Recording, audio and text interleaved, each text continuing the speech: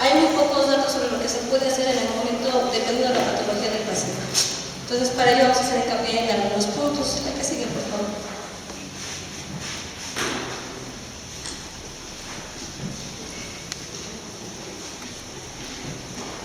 Tenemos que el paciente en estado grave se encuentra en un ambiente clínico fisiológico muy cambiante. Puede estar en una etapa muy normal y de momento ponerse tan grave hasta llegar hasta la muerte. En ese momento es cuando el monitor tiene que estar al pendiente de detectar el padecimiento para evitar una complicación subsecuente. Es necesario hacer oportuna la selección y la interpretación de los parámetros a monitorizar con la finalidad de priorizar, diagnosticar y dar tratamiento oportuno. Recordamos que todos somos un equipo. Nosotros somos los ojos de los médicos también, por lo tanto, nosotros somos el monitor principal. El aparato lo puedas conectar, te dará parámetros y le darás el sonido de la lengua, a todo lo que da para que cuando te marque alguna emergencia esté sonando. Pero si tú no estás al pendiente de él, de mano está el monitor, el mejor monitor que tengas en tu hospital, si tú no estás al pendiente del paciente. Estos van a ser de utilidad solamente cuando van asociados al razonamiento clínico, sobre todo si conoces la patología o la patología de lo que tienes más comúnmente en tu servicio. Y van asociados también al entorno de la expresión clínica del paciente, la historia y los antecedentes del mismo.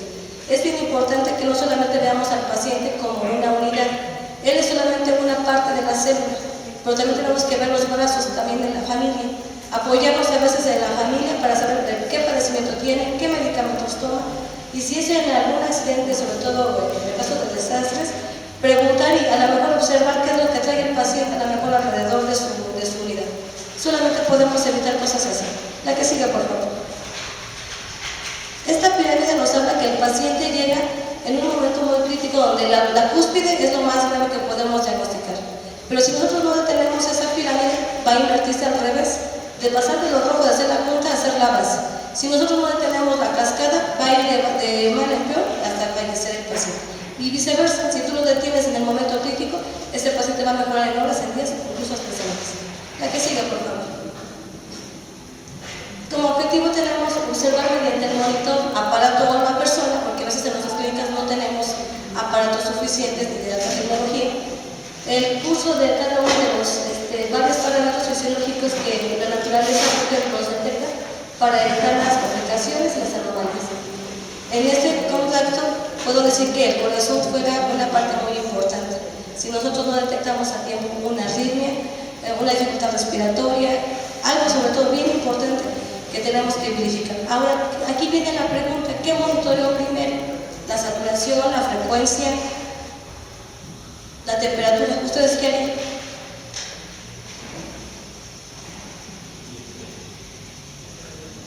La que sigue, por favor. Primero hay que alertar. Según la condición del paciente y el nivel de monitor que tenemos en nuestra unidad, se avisará cualquier deterioro de la función de la bebida.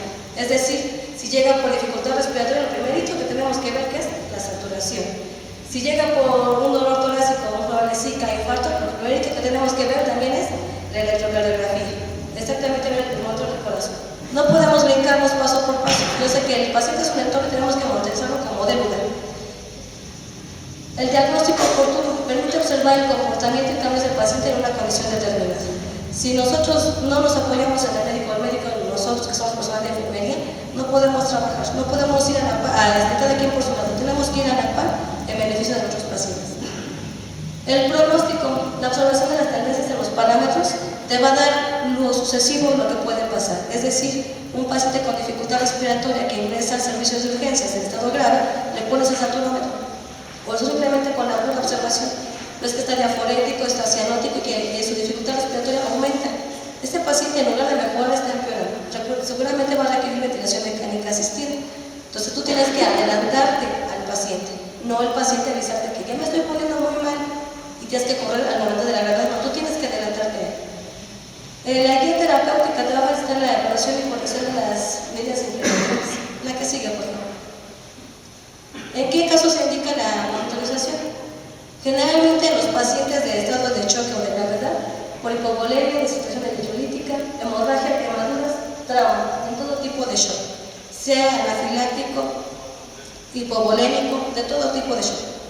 Alteraciones de la función cardíaca, insuficiencia cardíaca congestiva, infarto miocardio o monocardiopatía, la que hubiese en el momento.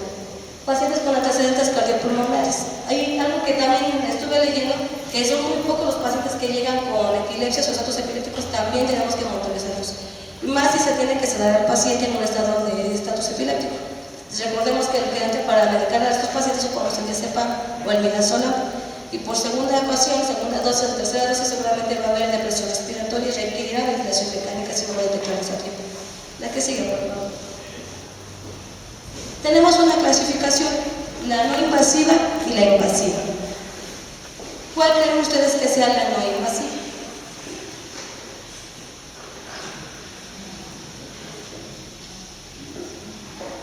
¿A quién dijo yo? Digo, así está. La no invasiva obviamente se va a basar en aquellos parámetros que podemos poner sin invadir completamente al paciente, que hace por función. Esa es principalmente. Y la invasiva, la que sigue, por favor. Dentro de la no invasiva tenemos la evaluación de la conciencia, la piel fría, si no hay muy buen retorno llenado capilar, exámenes pulmonares, las yugulares, la auscultación, y la diuresis es bien importante vigilarla a 1000 litros por kilo por hora. La importancia para evitar el choque, hay que vigilar la temperatura central. Recordemos que los pacientes que nos van a llegar a urgencias, el área es muy fría, te quitas toda la ropa y está en un shock. En este momento de shock se van a segregar varias sustancias que van a permitir que empiece la vasoconstricción periférica para poder llegar a ese torrente sanguíneo, y seguramente ese paciente va a tener hipotermia en un momento. La presión arterial, la frecuencia cardíaca, el monitor de electrocardiograma, la frecuencia respiratoria y la oximetría de pulso. Si no tenemos nada de esto en nuestras unidades o no estamos en la unidad y estamos en la calle y el paciente se cae, la observación y el tacto es lo que nos va a permitir ayudar a ese paciente. ¿Cómo? Toca a tu paciente. Debe tener la coloración que tiene en la palma de tu mano, él debe tener esa coloración. Quiere decir que está saturando por lo menos entre los 90. Al tocarlo tú te das cuenta si tiene hipertermia o tiene hipotermia. Debe estar a tu misma temperatura. Y lo mismo, si es la respiración, exactamente lo mismo. Coloca tu palma sobre su pecho y tiene que respirar al ritmo que es tuyo, igualito que tú. Lógico que va a cambiar si hablamos de un paciente pediátrico o un paciente neonato. Un paciente neonato y pediátrico, la frecuencia y la respiración son diferentemente a un adulto y son mucho más aceleradas. Pero en ellos hay que vigilar mucho más todavía la temperatura. Ellos pierden temperatura en un momento muy rápido y pueden enseguida tener hipoglucemia también por el estado que es un neonato sobre todo. La que sigue, por favor. Entre los elementos de monitorización tenemos el electrocardiograma. Debemos de saber el trazo normal del complejo PQRS para detectar alguna anomalía, si hay algún infarto o algún problema asociado al miocardio que se puede detectar en algún momento diferente. A veces el paciente llega normal, refirió dolor torácico en la mañana y en la tarde estar bien, y en la noche enseguida infartarse, porque hay cambios muy drásticos en el monitor y a veces no nos damos cuenta. O apenas empieza a bloquear.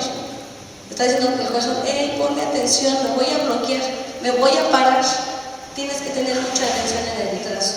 La pulsiometría o la gasometría, a veces no tenemos sensores con el pulso para ver la saturación, y a veces es necesario tomar una gasometría, que es lo único que nos va a llevar a la referencia de cuánto está saturando ese paciente.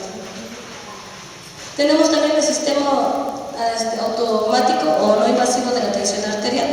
En el sistema automático tenemos que por el monitor lo podemos conectar y programarlo cada cierto tiempo, ese es el automático, y el no automático es el manual que tenemos todos en casa del relojito. Hay que tomar bien la presión arterial y sobre todo tener aquí un brazalete adecuado al brazo del paciente. No le puedo poner un brazalete ancho si es un paciente delgado o si es un paciente corto de ambos brazos. Las presiones vasculares, una línea arterial, CPDC y el Swan-Ganz. Aquí casi no lo manejamos, creo que en el sí tiene Swan-Ganz, pero aquí no es el normal. Y el tercer nivel, por supuesto. En el electrocardiograma tenemos que ver la frecuencia cardíaca, el ritmo y a evaluar todo, sobre todo estas dos condiciones. Tenemos que ver si está en el ritmo sinusal, ritmo nodal, o ya no hay ritmo, y a lo mejor hay sístoles que el corazón está trabajando de manera independiente. En ese caso el paciente va a necesitar un marcapasos seguramente. El ritmo, cuánto tiene de frecuencia, cuánto está requiriendo el paciente, porque si el paciente tiene baja frecuencia seguramente el corazón en algún momento se puede parar, o al contrario, si está trabajando de más, se va a cansar y también se va a parar el paciente. que sigue, por favor. Tenemos la oximetría del pulso, que es una monitorización continua que también no se debe de dejar. Tenemos en varios sensores, que es el de dedo, que es el cronómetro que tenemos en el hospital. Tenemos el sensor de dedo, que es de pulsera. Y en los neonatos es un sensor muy delgado que nada más tiene 2 pliegues continuos y se pega con micrófono. Aquí vigilan la colocación del oxímetro, que la saturación refleja sobre todo la reserva de oxígeno, que mientras la presión arterial de oxígeno refleja el oxígeno disuelto, es decir, en la gasometría, cuando nosotros vemos la fracción arterial de oxígeno, vamos a ver cuánto oxígeno disuelto hay en la sangre, y la saturación solamente nos dice cuánta reserva tiene el paciente.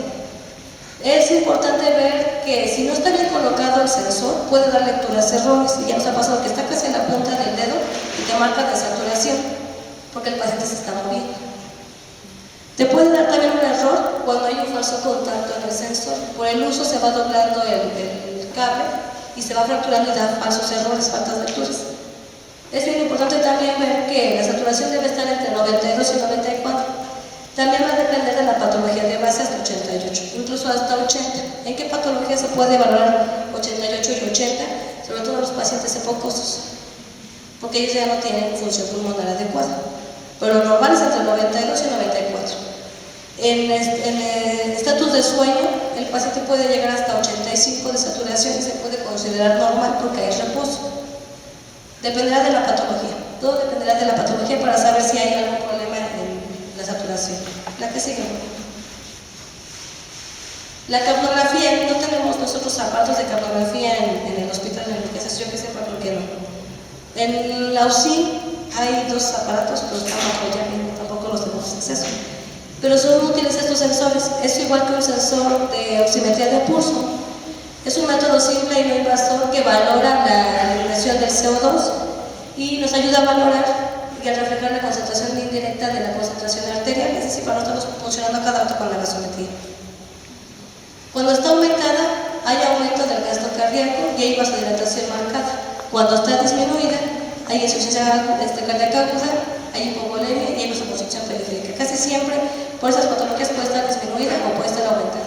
Y lo normal que puede estar es entre 1 y 5 miligramos según el aparato que te marca, lo normal. ¿A qué sigue, por favor? El registro automatizado de la presión arterial te va a medir la presión sistólica y diastólica, y la media. Es bien importante tener en cuenta la presión media y sacarla si no se tiene un aparato. La presión de este registro se ve reflejada en los estados de la mala perfusión y en las arritmias. Cuando hay arritmias y hay hipoperfusión, la presión arterial casi te va a marcar baja tensión arterial o fallas en las lecturas, lo que sucede con un paciente, al contrario, con un paciente con una crisis hipertensiva. Cuando hay crisis hipertensiva, el paciente tiene una presión hasta el tope.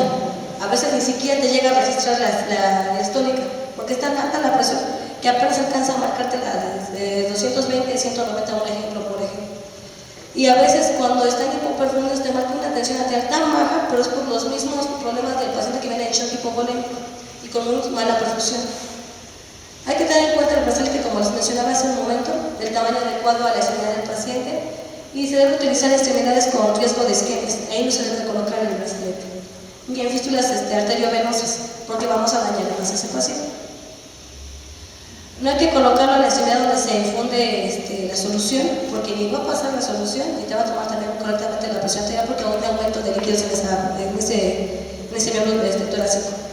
Y los valores normales van entre 8 y 120. Va a variar también en la patología del paciente, en cuáles. Si el paciente tiene insuficiencia renal crónica, seguramente es hipertenso, la tensión arterial normal para ellos es de 130 a 90. Lo mismo en los niños y en los neonatos también va a variar, vamos a irnos con ellos con la media que por lo menos puede ser entre 60 y 75. Entonces va a variar, depende del paciente. Un dato muy importante que se me hace mencionar es de que la presión arterial media debe estar por lo menos a 65 miligramos de mercurio en pacientes con hipovolemia y traumatismos de cualquier tipo de trauma. Y se debe de mantener por lo menos en 40 miligramos, es decir, que de menos de 40 no debe bajar este paciente.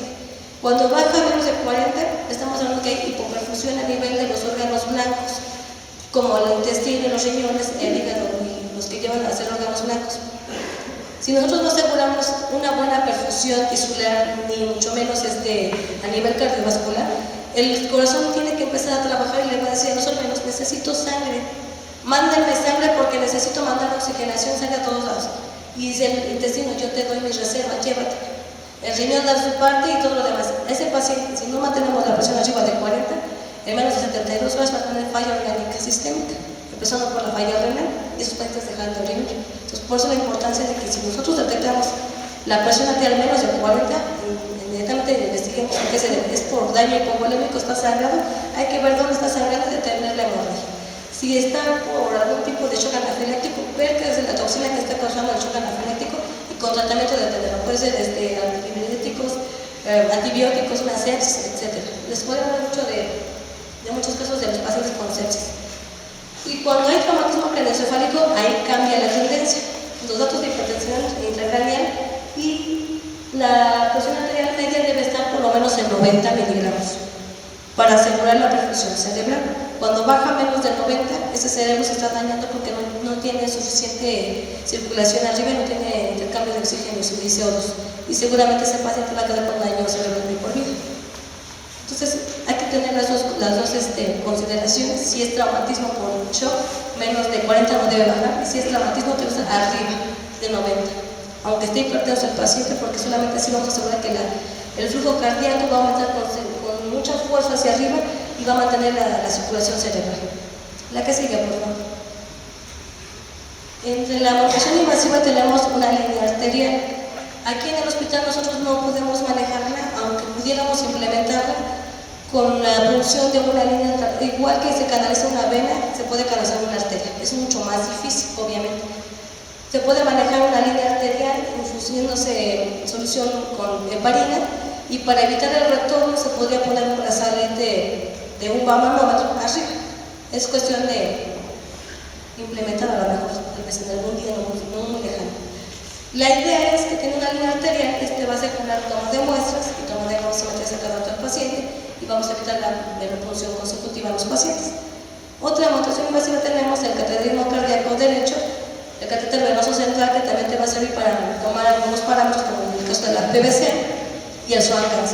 El Swan-Ganz te va a medir presiones en cuña, presiones arteriales, presiones venosas a nivel del área cardíaca, y sobre todo que aquí no lo tenemos, solamente lo manejan en tercer nivel.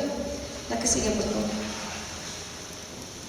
Entre las variables hemodinámicas a vigilar en la amputación invasiva tenemos la precarga, la contractilidad, la poscarga, el gasto cardíaco, la resistencia vascular periférica, el volumen sistólico de eyección e índice sistólico de eyección. La que sigue, por favor.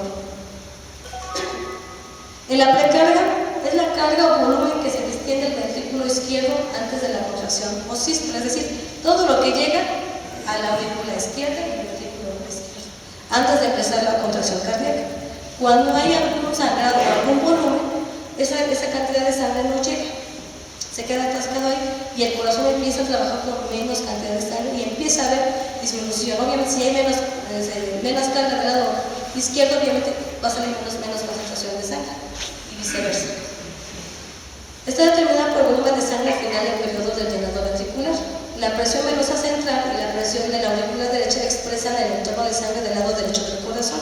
Es decir, si hay un bloqueo a nivel del lado derecho, el lado izquierdo no va a tener con qué trabajar, y viceversa. Si no llega del lado derecho, el izquierdo escasamente tendrá con qué seguir bombeando. En estos casos podemos tener pacientes con traumatismo torácico directo al corazón, que hay fuga y hay fuga. En el caso de los accidentes por trayecto por accidente, hay desprendimiento a nivel de la línea mesentérica y llega a haber sangrados internos y el corazón trabaja con muy poco volumen. La que sigue, por favor. Los factores que alteran la precarga tenemos la hipovolemia, sea cual sea la causa, deshidratación, hemorragia, taquicardia, debe estar por lo menos arriba de 120 por minuto, y hay vasodilatación, consecuencia de hipertermia o sepsis o anafilaxia. Cuando hay aumento, hay vasoconstricción, hay hipotermia, hay hipervolemia, sobrecarga de volumen, sobre todo en los pacientes de insuficiencia renal crónica. Una insuficiencia cardíaca congestiva va a aumentar la precarga.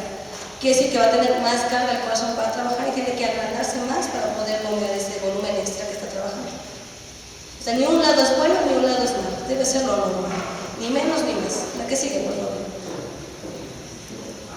En la contractilidad tenemos que es la habilidad del músculo cardíaco para contraerse, reposo, contracción y reposo, y viceversa. ¿Qué pasa en la contracción? A veces los electrolitos juegan una etapa bien importante en la contracción miocárdica. Cuando hay alteración, o puede contraerse de más, o no hace el intercambio de los iones de potasio y de calcio y trabaja de menos, o se bloquea y simplemente no puede contraerse. Está aumentada por estimulación de catecolaminas exógenas como la dobutamina, adrenalina, dopamina, también los electrolitos que les comentaba, disminuida por enfermedades que afectan al músculo como la hipoxemia, la acidosis o curación de drogas.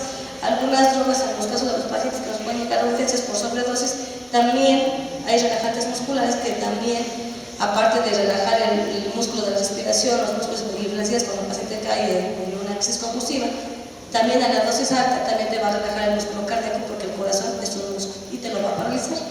Y así le pongas el montón de adrenalina y le hagas el RCP que quieras, ya bloqueado con la droga, difícilmente podrá salir ese paciente. Entonces hay que tener también cuidado en cuenta las dosis de la sedación y la analgesia en los pacientes. Si no sabemos manejar las dosis adecuadas o pasamos dosis de más cuando el paciente está convulsionando o cuando alguno del personal nuevo acaba de llegar y tiene poco entrenamiento en el sistema. La que sigue, por favor. En la poscarga es la resistencia a la eyección ventricular. En el lado derecho se expresa como la resistencia vascular pulmonar y del lado izquierdo como la resistencia vascular periférica, RBS o RBP. La que sigue. Los factores que alteran la poscarga tenemos que cuando hay disminución se debe a una vasodilatación, hay sepsis, hay hipertermia, hay hipotensión, hay drogas vasodilatadoras. En el aumento tenemos que hay vasoconstricción, hay hipovolemia, hipotermia, hipertensión, la estenosis aórtica, etc. ¿A qué sigue? Todo esto nos va a ayudar también a valorar también un gasto cardíaco. Y este es el producto de la frecuencia cardíaca por el volumen sistólico de eyección en litros por minuto. ¿Cómo lo podríamos cuantificar? Difícilmente sin un catéter de Swan-Ganz lo podríamos hacer. Solamente se podría hacer con un catéter de Swan-Ganz porque lo conectas y te da varias, te da ciertos tipos de presión y más o menos puede ser local. Pero así a simple vista no se puede hacer tan fácil. Más o menos podemos hacer un cálculo que el volumen de gasto cardíaco viene siendo la cantidad de sangre que inyecta el corazón en un minuto. La que sigue, por favor. Cuando hay disminución hay mal llenado ventricular por hipovolemia, hay mal vaciamiento o ventriculares de alteraciones en la contractilidad por valvulopatías. Cuando hay aumento en la demanda de oxígeno, hay enfermedades hepáticas o teroficosis, embarazo, dolor, temor, ansiedad, etc. Todo eso también altera la distribución del gasto cardíaco. Cuando un paciente se valora también en el gasto cardíaco, podemos tener en cuenta la PVC para tener un valor del rango normal que va de 5 a 15, dependiendo de la patología del paciente. Si es menor de 5, ahí bajo, más de 15 hay mayor cantidad de volumen corriente y eso también te da un indicador del gasto cardíaco. La que sigue, por favor. La línea arterial que les mencionaba, nos va a utilizar la continua y obtención de muestras de sangre arterial. Entre las complicaciones podemos tener hematomas, trombosis arterial, isquemia distal y las fístulas. Por eso sería bueno tener un manejo de una línea arterial, obviamente cuando el paciente ya está más estabilizado. No lo podemos poner antes, si el paciente está en shock, lo primordial que el paciente necesita es que se le ponga una vía, le ponga soluciones y evite las complicaciones posteriores. Después de que pasó todo el evento crítico, ahora sí pone una línea arterial. La que sigue, por favor. El catéter venoso central es útil para la reducción de volumen, drogas, alimentación parenteral, para hemodiálisis también. Tenemos catéteres de 3 lúmenes, de 2 lúmenes o de un solo lumen. El lumen que quiera utilizar se puede utilizar. En los pacientes cuando caen en shock o cuando están en paro cardiorrespiratorio, a veces lo que más importa no es un catéter, es una línea con un punzocar de calibre de ancho, de preferencia más grueso que se tenga, para la reducción de volúmenes de manera rápida. El catéter sí te puede dar volúmenes altos, pero el lumen es muy pequeño, muy delgado. Aunque le abras a chorroclisis, sí va a pasar de volumen continuo. A diferencia que si le pones una venoclisis, el punzocar es más pequeño, el diámetro es pequeño, el grosor es ancho, pero le podrás poner la cantidad de volumen a chorro y puede poner líquidos mucho más rápido a un punzocar que un catéter venoso central. La PVC se puede medir a través de un catéter venoso central o del PVCímetro que tenemos en los hospitales. Por sí solo no es un indicador de hipovolemia. La PVC no te va a indicar de hipovolemia o hipervolemia. Tiene que ser relacionado con el juicio clínico y el diagnóstico del paciente. Sí es importante tenerlo, pero de nada te va a servir si no juegas el papel de razonamiento clínico del paciente con la PVC. Te puede indicar también variar según la función cardíaca y patologías asociadas a ellas. En un paciente de IRC está encharcado de líquidos, de por sí va a estar encharcado de líquidos y seguramente esa PVC puede estar elevada. Y para él esa PVC puede ser normal porque su patología de base es así. Al contrario que si te llega un paciente en estado de shock por una hemorragia de un accidente automovilístico, seguramente la PVC va a estar baja, porque ahí hipovolemia por sangrar. Ahí sí te va a ser mucho más útil la PVC que en un paciente que normalmente está hematizado y que no tiene exceso de volumen, siempre tiene exceso de volumen. Está indicada la relación del volumen que ingresa al corazón y la efectividad con la que éste se lleva. Por eso es importante vigilar la PVC. Entre las complicaciones tenemos la punción arterial, hematomas, neumotórax, lesión del conducto torácico e infección cuando se coloca un catéter venoso central. A veces no es tan fácil colocar un catéter por vía subclavia cuando un paciente viene en estado de shock. Entonces lo mejor es estabilizarlo con un punzocar, estabiliza la vía, una vía permeable por lo menos, si no se va a realizar el RCP,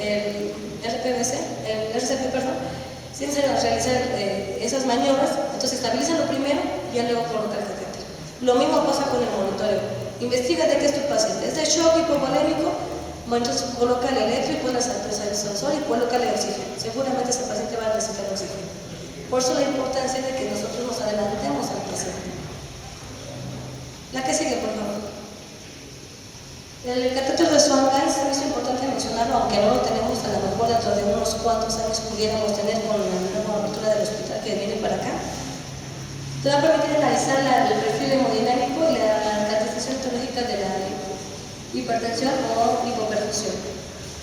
La proporciona datos de funcionalidad cardíaca, gasto cardíaco, precarga, poscarga, oxigenación tisular, aporte y consumo de oxígeno.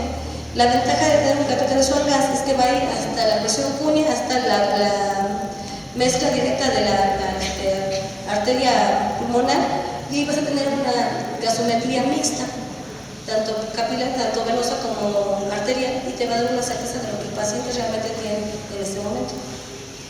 Te va a permitir evaluar la función del corazón en tres maneras: la función como bomba, determinación numérica del gasto cardíaco y extracción de bolsa de sangre venosa mezclada, que es la que les mencionaba yo, porque tiene oxígeno y tiene dióxido de carbono, porque va directamente hasta la cuña pulmonar. La que sigue, por favor. Es aquí como invertimos la pirámide. Pasamos de la gravedad que era el entorno neuronal mayor a menor. Si nosotros detectamos todo esto a tiempo, podemos evitar consecuencias severas en nuestros pacientes. Si tú te dedicas a el monitor debe estar colocado, debe estar funcionando, pero si tú no ves al paciente, como lo mencionaba yo en un principio, tú eres el monitor principal, tus ojos y tus manos son el monitor principal. El monitor te podrá dar una cifra, pero si el paciente se está moviendo, o que esté moviendo los electrodos con el sensor, que esté muy inquieto, te va a dar una frecuencia cardíaca que ni realmente es. Entonces, si te marca frecuencia alta, verifícala. Si te marca de saturación, verifica que el sensor esté limpio, que esté bien colocado. Que la presión arterial está baja o que está alta, verifica que el brazalete sea adecuado al tamaño del brazo del paciente. Es bien importante que nosotros seamos esa cabeza del monitor y no el monitor, la cabeza de nosotros. Por eso la importancia, y agradezco su asistencia, de que vengan a informarse, a educarse, que sobre todo compartamos nuestros conocimientos entre nosotros para evitar complicaciones. La que sigue, por favor.